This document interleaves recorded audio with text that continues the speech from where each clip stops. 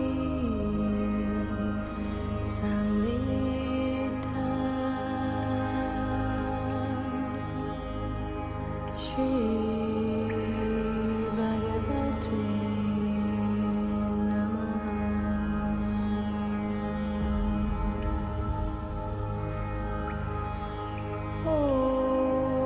Om Satchidananda Parabrahma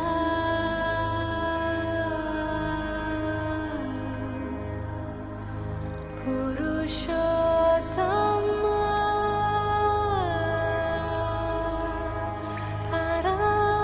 Paramatma Shri Bhagavate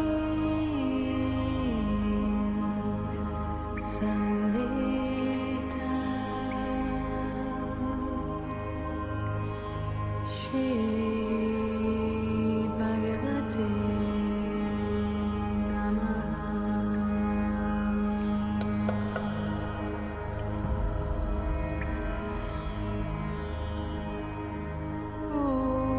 Om Satchidananda Parabrahma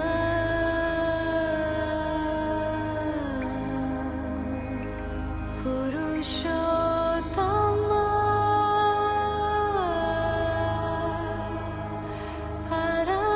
Paramatma Shri Bhagavate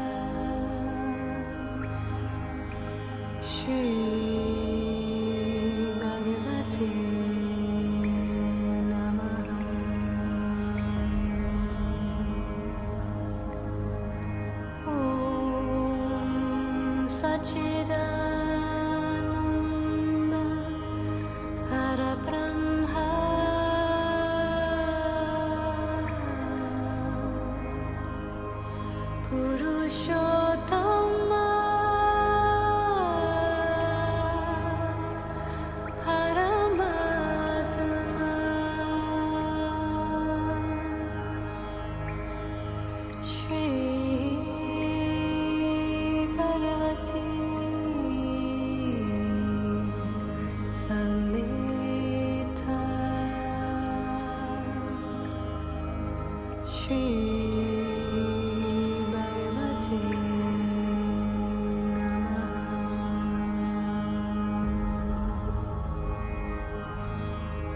Om Sachidananda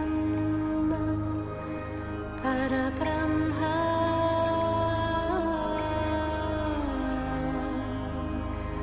Purushottama Paramatma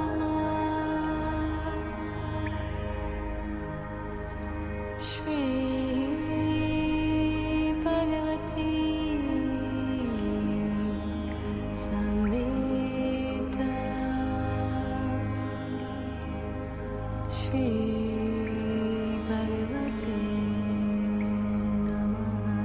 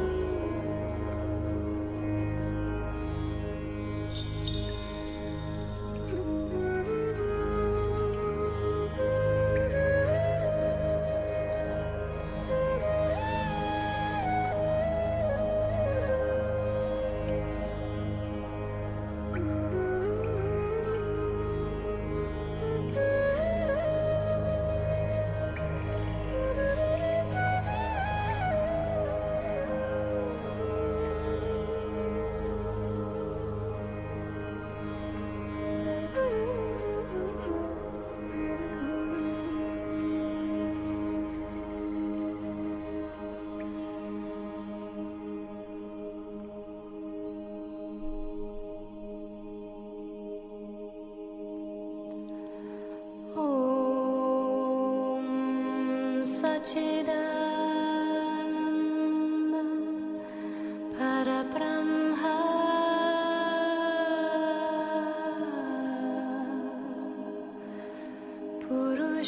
Purushottama Paramatma Shri Bhagavati Samhita Shri Bhagavate Namaha.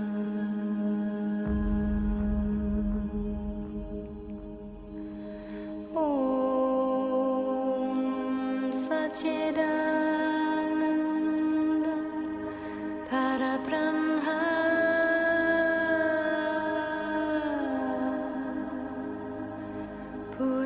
Purushottama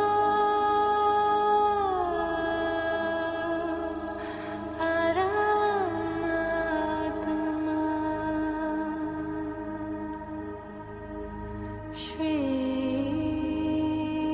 Bhagavati Samhita Shri Bhagavate Namaha. Om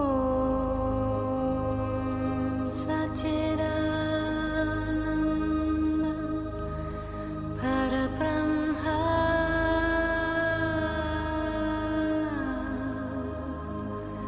Purushottama Paramatma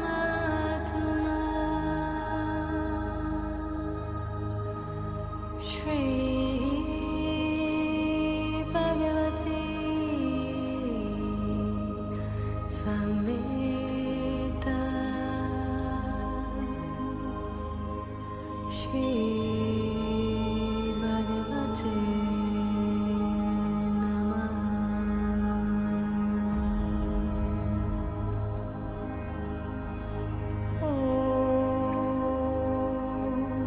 Sachidananda Parabrahma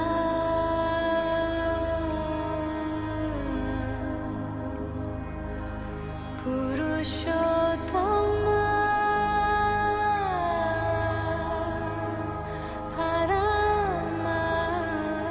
Paramatma Shri Bhagavati Samhita Shri Bhagavati Namaha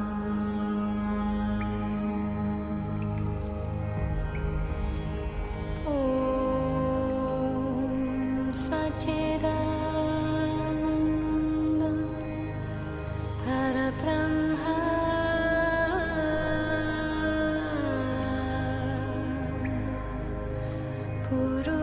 Purushottama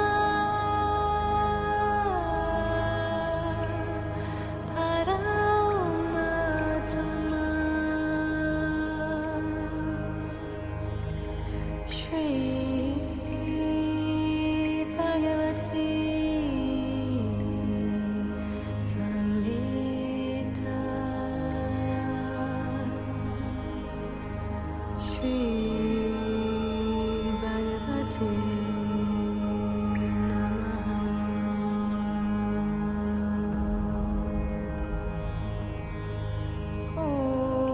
Om Sachidananda Parabrahma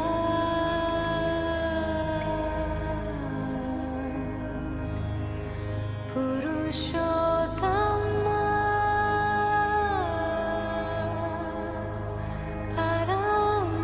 Paramatma Shri Bhagavati Samhita Shri Bhagavati Namaha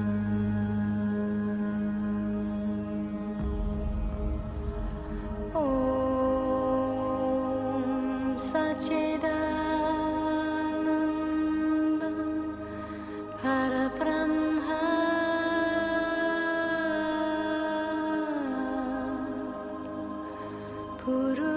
Purushottama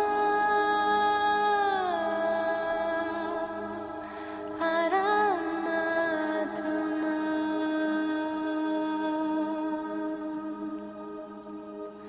Shri Bhagavati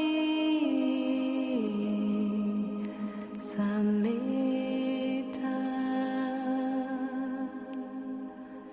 Shri Bhagavati Namaha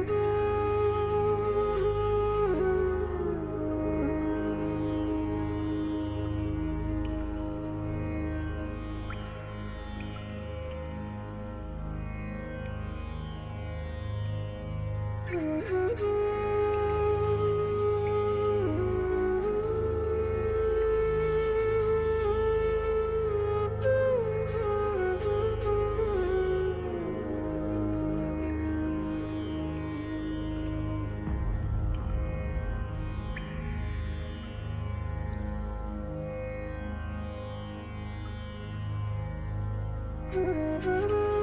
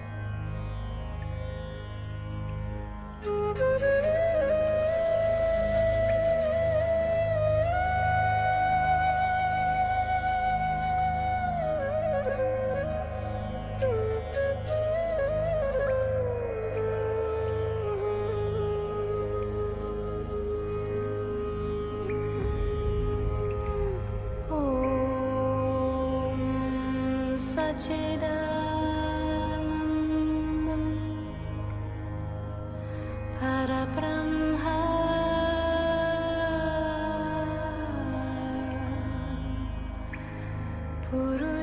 Purushottama Paramatma Shri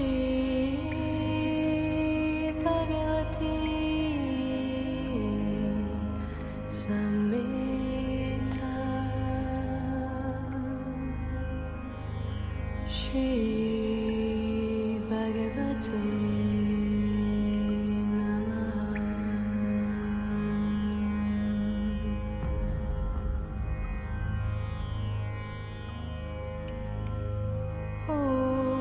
Om Satchidananda Parabrahma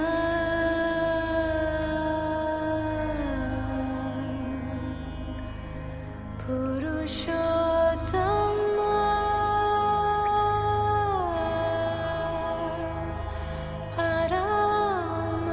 Paramatma Shri Bhagavati Samhita Shri Bhagavate Namaha.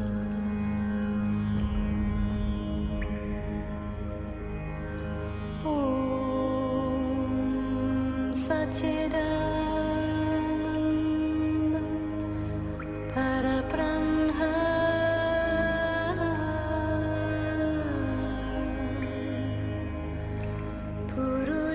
Purushottama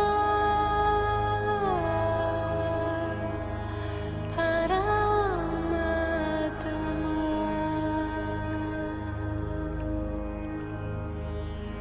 Shri Bhagavati Samhita Shri Bhagavate Namaha.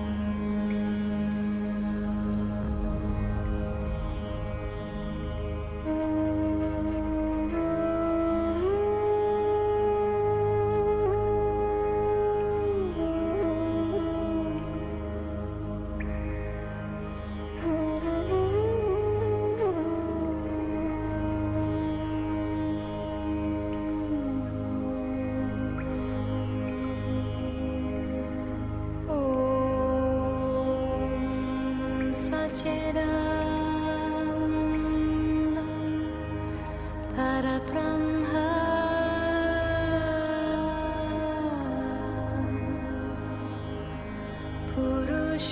Purushottama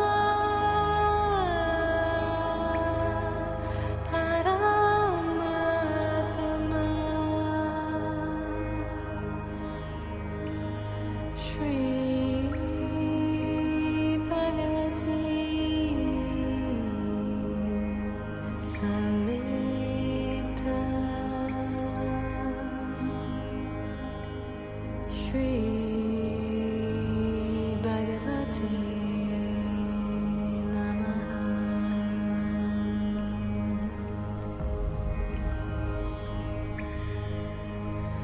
Om Satchidananda Parabrahma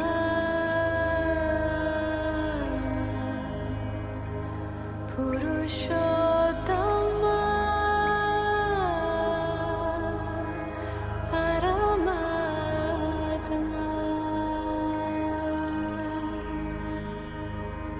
Shri Bhagavati Samhita Shri Bhagavate Namaha.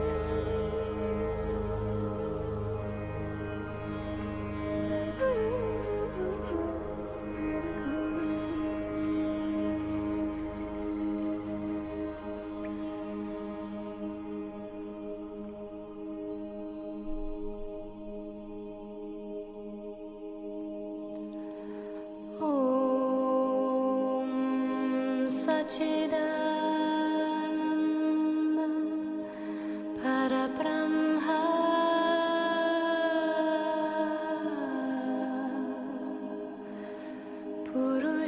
Purushottama Paramatma Shri Bhagavati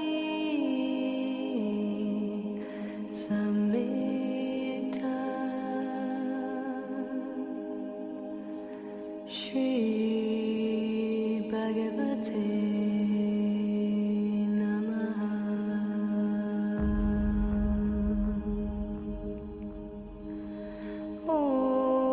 Om Sachidananda Parabrahma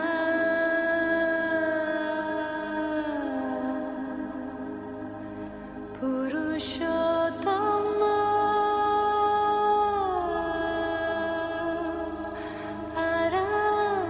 Paramatma Shri Bhagavati Samhita Shri Bhagavate Namaha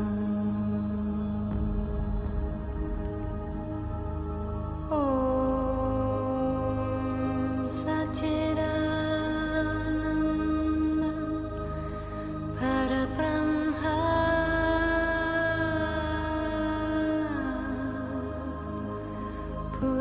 Purushottama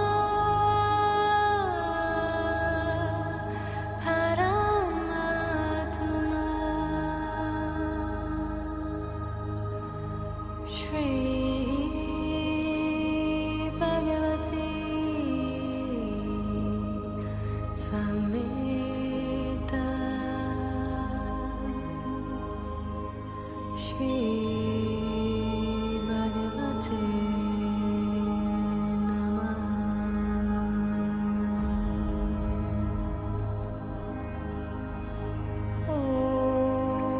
Om Sachidananda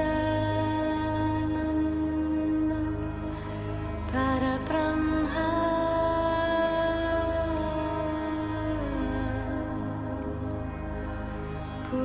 Purushottama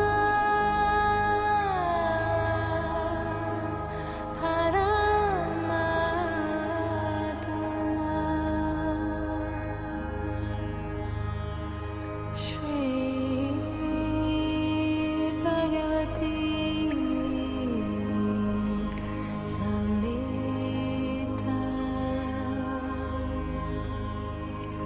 Shri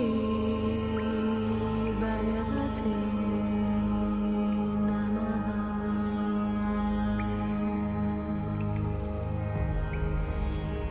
Om Sachidananda Parabrahma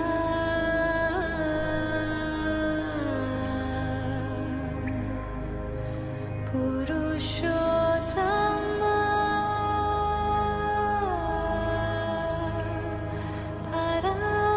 Paramatma Shri Bhagavati Samhita Shri Bhagavati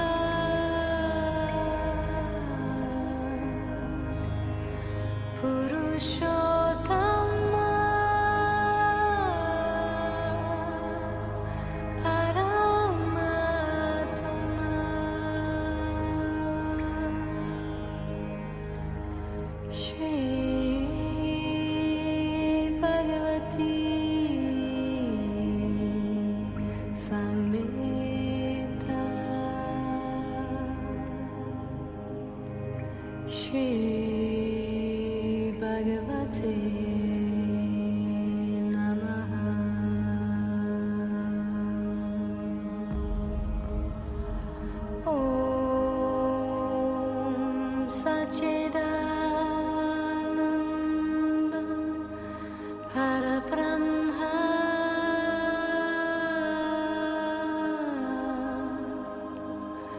Purushottama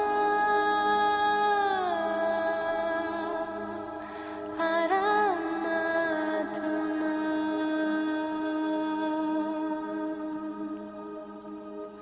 Shri Bhagavati Samhita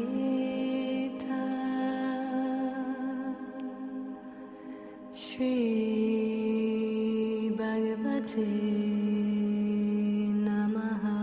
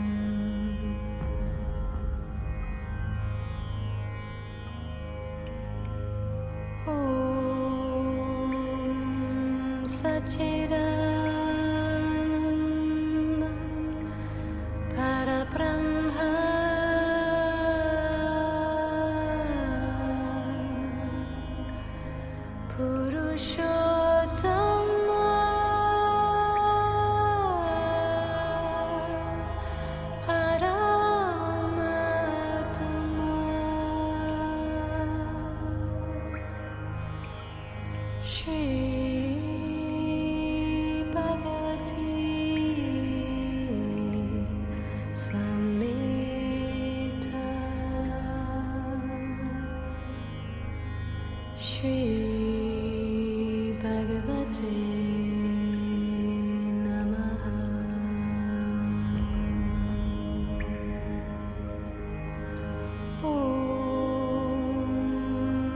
Sachidananda Parabrahma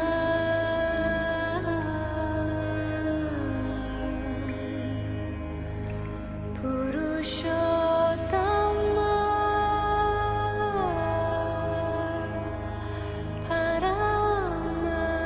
Paramatama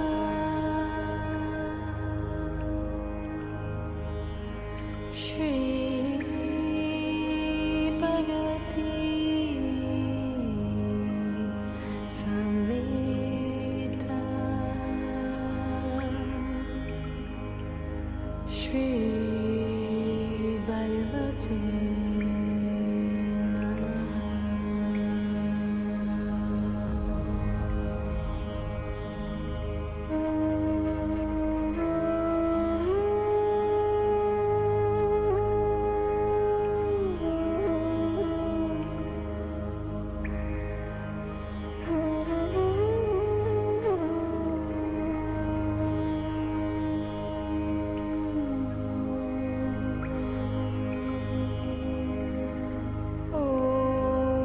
Om Sachidananda Parabrahma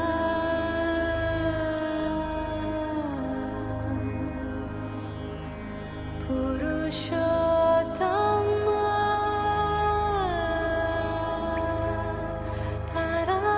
Paramatama Shri Bhagavati Samhita Shri Bhagavati Namaha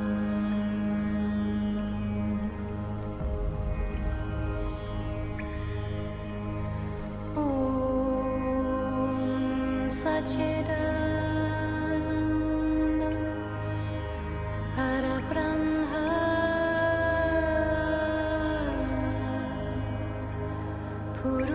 Purushottama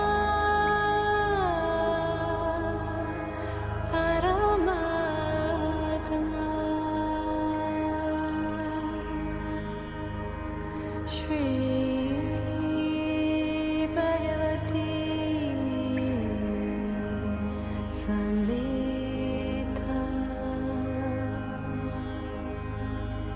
Shri Bhagavati Namaha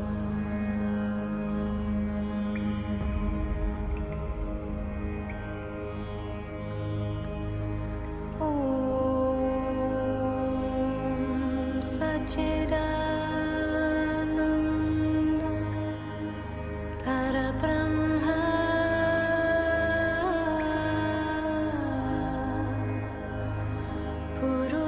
Purushottama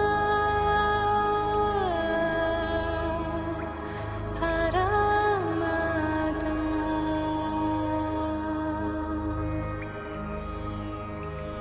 Shri Bhagavati Samhita Shri Bhagavati Namaha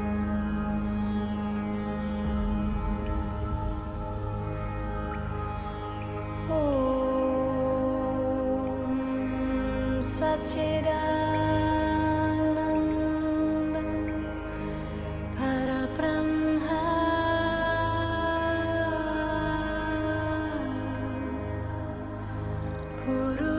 Purushottama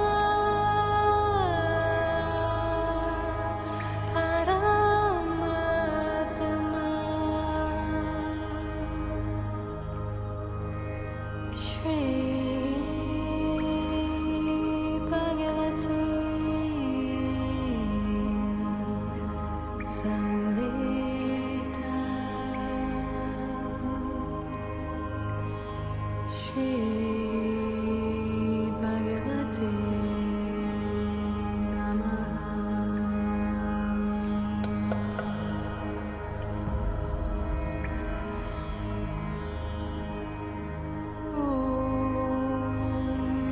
Sachidananda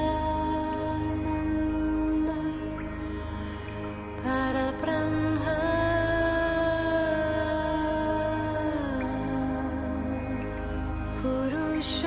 Purushottama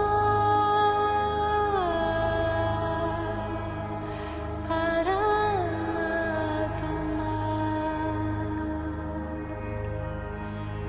Shri Bhagavati Samhita Shri Bhagavati Namaha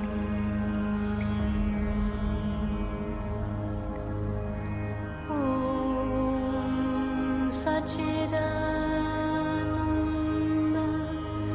Parabrahma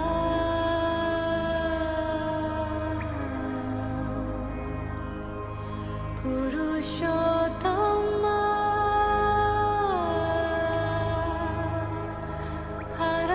Paramatma Shri Bhagavati Samhita Shri Bhagavati Namaha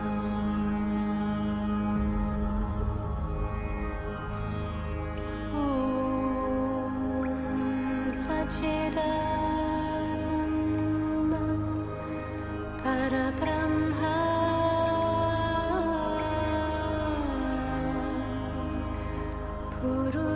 Purushottama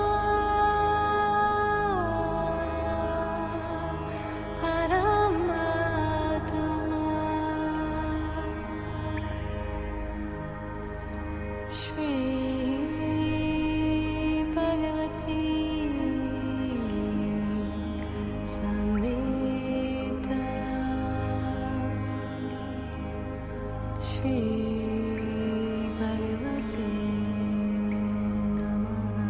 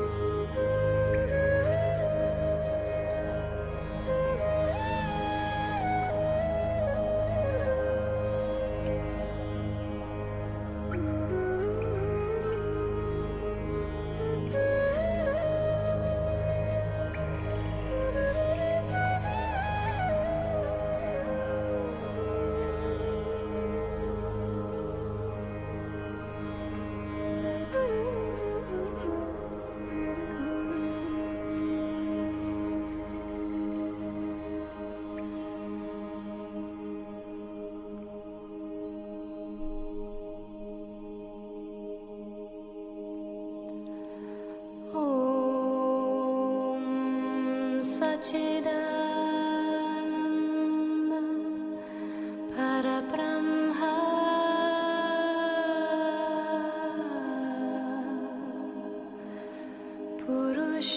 Purushottama Paramatma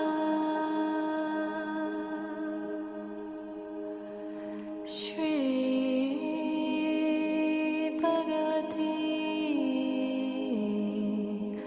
Samhita Shri Bhagavati Namaha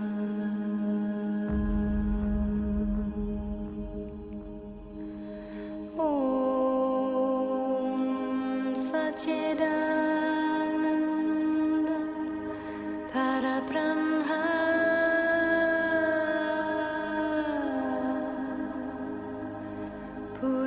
Purushottama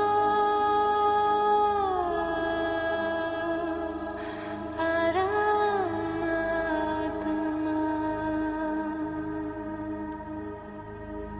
Shri Bhagavati Samhita Shri Bhagavate Namaha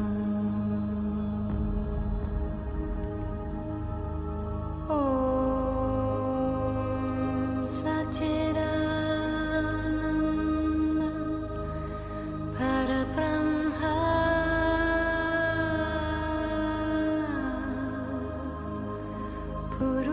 Purushottama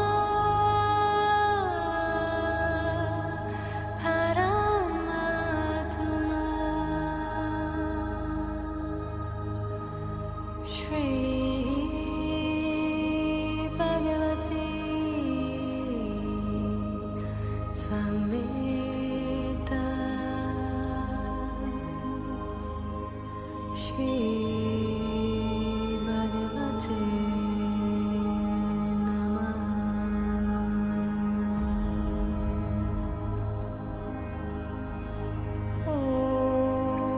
Om Satchidananda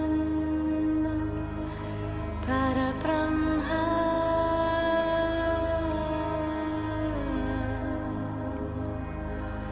Purushottama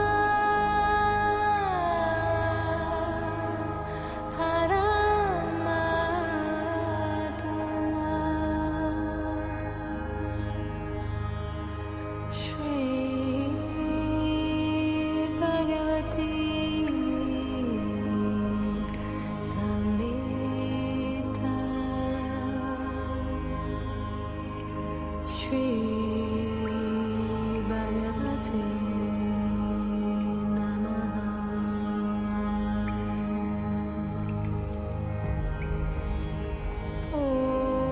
Om Satchidananda Parabrahma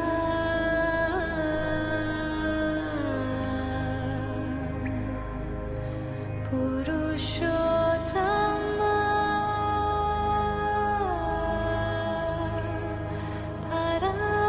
Paramatma Shri Bhagavati Samhita Shri Bhagavate Namaha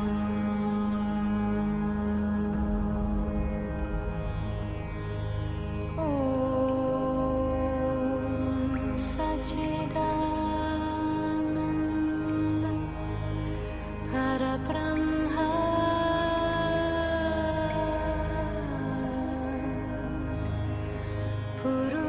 Purushottama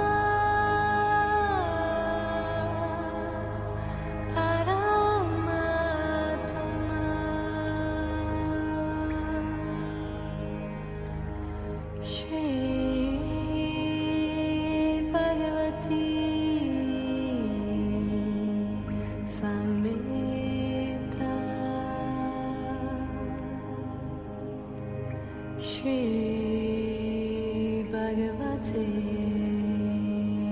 Namaha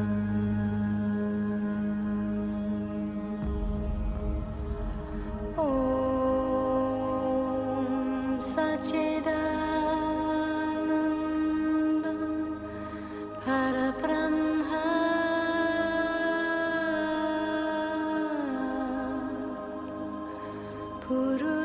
Purushottama